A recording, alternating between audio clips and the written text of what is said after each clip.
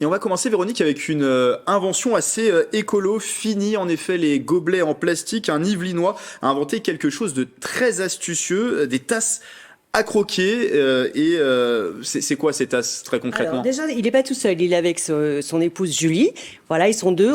Voilà, elle vient du monde du cadeau. Elle a une boutique d'idées cadeaux et lui a travaillé longtemps dans l'événementiel. Donc il a été à même de constater le nombre de déchets que produisait, je sais n'importe quoi, un cocktail, enfin une réception, etc. Et donc ils ont eu ensemble cette idée de s'associer pour ce projet qui a du sens. Donc zéro déchet, avec cette tasse qui est constituée d'un biscuit sec peu sucré. Je vois vos yeux, vous êtes en train de regarder. Oui, c'est beau. C'est un plat d'étoiles, ouais. C'est joli, hein. Oui, très joli. Avec une épaisse couche de chocolat noir à 64% à l'intérieur. Et du coup, ça sert de contenant. Mais, voilà. mais j'ai envie de vous dire, est-ce que ça fond pas du coup avec la boisson chaude? Eh bien non, ça ne fond pas. Pourquoi? Parce que la résistance est beaucoup plus faible avec la chaleur et le chocolat que entre la porcelaine par exemple. Et je crois que je suis en train de me dire n'importe quoi.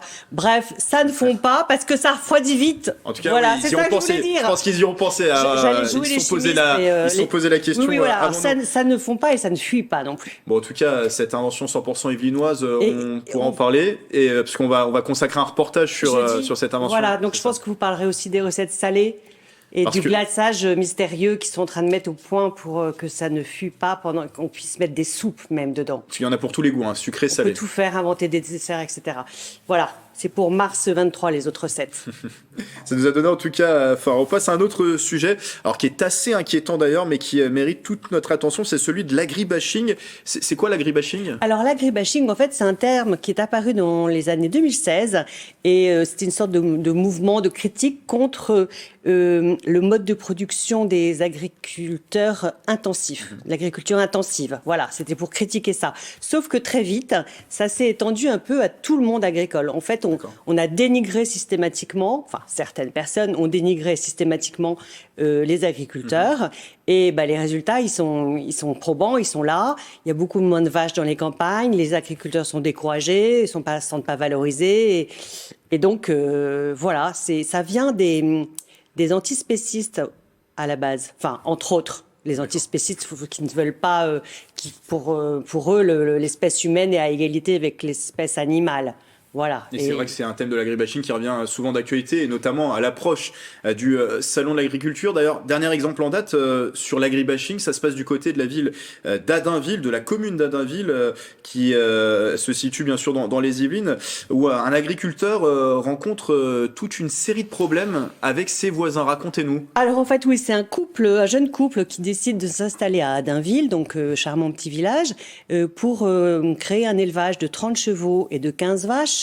Un élevage bio, 15 vaches de la race Pinoir, qui est une race de vaches en voie d'extinction, une race bretonne. Voilà, donc tout va très bien, sauf qu'en 2020, 3 couples de leurs voisins se mettent en tête d'arrêter leur projet et imaginent des nuisances et vont donc en justice.